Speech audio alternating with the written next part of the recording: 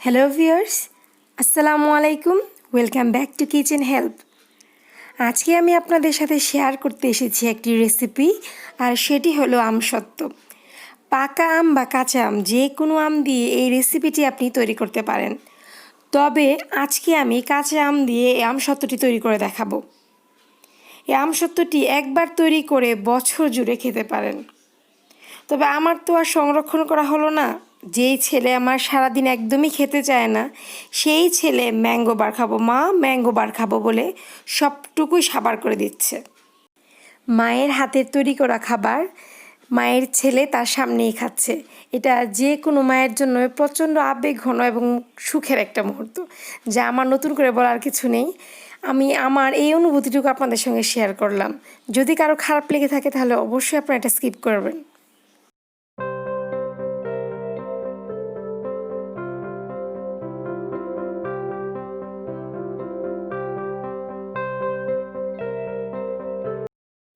তো চলুন দেখে নেই আমসত্ত্বটি আমি কিভাবে তৈরি করে থাকি।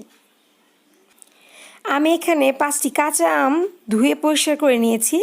শুরুতে একটি ছুরির সাহায্যে আমের মাথার শক্ত অংশটা কেটে নিচ্ছি।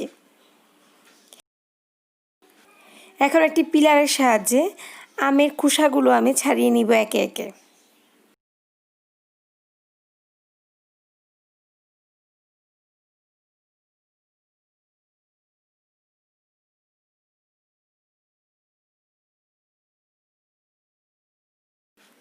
এভাবেই সবগুলো আমের খোসা ছাড়িয়ে নিলাম। আপনারা এই কাজটি আপনাদের সুবিধা মতো করে নেবেন। সবগুলো আম যখন আমার ছোলা হয়ে যাবে তখন আমি এগুলোকে এভাবে কেটে নিব। যদিও আমি আমগুলোকে যথাসম্ভব ছোট ছোট পিস করে কেটে নিয়েছি, আপনি আপনার ইচ্ছা মতো কেটে নেবেন। আমি আজকে যে আমগুলো ব্যবহার করেছি, আমটা খুবই টক স্বাদযুক্ত, সেজন্য সামান্য লবণ দিয়ে আমগুলোকে ভিজিয়ে রাখবো 30 মিনিটের মতো। এই ফাঁকে আমি একটা মশলা তৈরি করে নিব। একটা প্যানে 4টা শুকনা মরিচ আর 1.5 চা চামচ 5 ফোড়ন দিয়ে চুলায় টেলে নিচ্ছি। খুবই অল্প আছে আমি এই মশলাগুলোকে আজকে টেলে নিব। মশলাগুলো টালা হয়ে গেলে গুঁড়া করে নিব।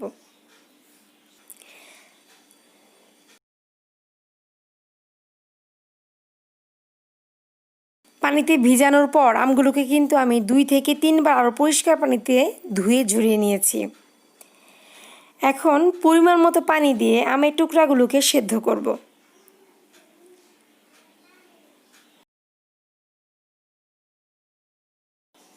আমগুলো দেখুন খুব সুন্দরভাবে সেদ্ধ হয়ে গেছে। এখন এগুলোকে একটি স্ট্রেনারে নিয়ে ছেঁকে নিব। গরম থাকা অবস্থায় কিন্তু ছাঁকতে হবে, তা না হলে শক্ত হয়ে যাবে এবং আমের আটি উপরে রয়ে যাবে, দেখা গেছে সেক্ষেত্রে আবার এটাকে ব্লেন্ড করতে হবে। যেহেতু আমি গরম অবস্থায় এটাকে ছেঁকে নিচ্ছি, খুব সুন্দরভাবে আমের পিউরিগুলো নিচে জমা হয়ে গেছে, আর শক্ত যে অংশগুলো থাকলো সেগুলো চালনিতেই থেকে যাবে। এখন একটা প্যানের মধ্যে আমের পিউরিগুলোকে ঢেলে দিচ্ছি। এই মুহূর্তে চুলার জালটা মিডিয়াম টু হাই হিটে আছে। দিয়ে দিলাম 1/2 চা চামচ লবণ ও 1/2 চা চামচ বিট লবণ। একত্রে ফাঁকি করা 2টা এলাচ, একটা তেজপাতা, একটা ছোট দারচিনি দিয়ে দিলাম। এখন দিয়ে দিচ্ছি পূর্বে যে মশলাটা আমি তৈরি করা আপনাদেরকে দেখিয়েছিলাম সেই মশলাটা। 1 কাপ চিনি দিয়ে দিলাম। প্রয়োজন হলে পরে আরও চিনি অ্যাড করে দিব, আর আপনারা আপনাদের স্বাদ অনুযায়ী ব্যবহার করবেন। তো অবশ্যই খেয়াল রাখবেন যেন বেশি মিষ্টি না হয়ে যায়। যদি মিষ্টি বেশি হয়ে যায় তাহলে কিন্তু খেতে ভালো লাগবে না। আর আমি আজকে যেসব গরম মশলা ইউজ করেছি, ইচ্ছা করলে কিন্তু এগুলো বাদ দিয়েও আপনি আমসত্ত্বটি তৈরি করতে পারেন। তবে আমি ঠিক যেভাবে যে মশলাগুলো ইউজ করেছি, এতে আমসত্ত্বটি খেতে যেরকম টেস্ট হবে, ঠিক তেমনি খুব সুন্দর একটা ফ্লেভারও পাওয়া যাবে। ঠিক এরকম ঘন হয়ে গেলে নামিয়ে নেবেন। এরকম বড় একটা স্টিলের প্লেটে সামান্য পরিমাণ সরিষার তেল নিয়ে নিলাম। সরিষার তেল দিলাম যাতে যখন আমসত্ত্বটা আমার শুকিয়ে যাবে তখন যেন সহজেই আমি প্লেট থেকে তুলে নিতে পারি। এখন এর মধ্যে নিয়ে নিচ্ছি পরিমিত আমসত্ত্ব। আমি এই প্লেটটাতে কিছুটা পুরো করে ঠিক অনেকটা ম্যাঙ্গো বারের মতো করে আমসত্ত্বটা তৈরি করব। শুরুতে এখন অল্প দিয়ে দিচ্ছি, কিছুক্ষণ পর এটা হালকা টেনে নেওয়ার পর ওর উপরে আরেকটা প্রলেপ দিয়ে দেব। আর এই প্রলেপগুলো আমি কীভাবে ইউজ করতেছি আপনারা ভালো করে দেখেন এবং শেষটুকু আমি আবার দেখিয়ে দিব। এবার আরেকটি প্লেটেও সামান্য তেল মেখে নিলাম। এখন নিয়ে নিলাম সামান্য পরিমাণে আমসত্ত্ব, দিয়ে দিলাম সামান্য পরিমাণ সবুজ রং। এই রংটা কিন্তু আপনারা স্কিপ করতে পারেন, আমি শুধু জাস্ট দেখতে সুন্দর লাগার জন্য রংটা ব্যবহার করেছি।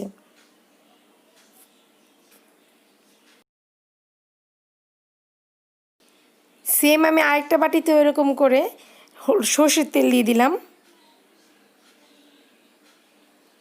আমসত্ত্বটা দিয়ে সামান্য একটু লাল রং ব্যবহার করব। পরের দুইটা বাটিতেই কিন্তু আমি প্রলেপটা একবারে হালকা করে দিয়েছি। এই আমসত্ত্বগুলো একবারে পাতলা হবে।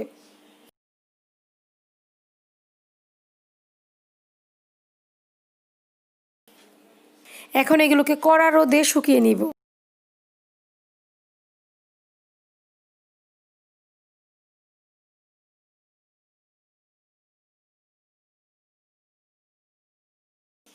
রঙিন আমসত্ত্বগুলো শুকাতে আমার মাত্র 1.5 দিন সময় লেগেছে, মানে একদিনে সম্পূর্ণ রোদ আর একদিন অর্ধেক বেলা। আর মোটা যেটা ম্যাঙ্গো মার তৈরি করেছি এটার জন্য আমার 3 দিনের মতো সময় লেগেছে কড়া রোদে। দেখুন আমসত্ত্বগুলো কত সুন্দরভাবে শুকিয়েছে, ইজিলি কিন্তু উঠে আসতেছে। ম্যাঙ্গো বারটাও কিন্তু খুব জোস হয়েছে।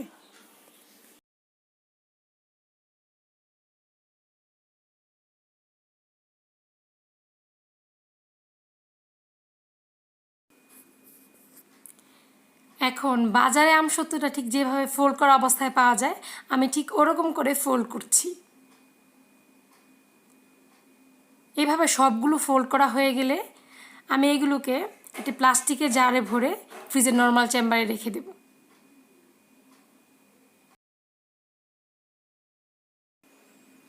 ব্যাস হয়ে গেল আমার হাতে তৈরি করা কাঁচা আমের আমসত্ত্বটি। আপনারা অবশ্যই বাসায় ট্রাই করবেন। কাঁচা আম না হলেও পাকা আম দিয়ে একইভাবে করবেন, জাস্ট সেক্ষেত্রে পাকা আমটি ব্লেন্ডারে ব্লেন্ড করে নিলেই হবে। আপনাদের কমেন্টের অপেক্ষায় রইলাম। Thank you.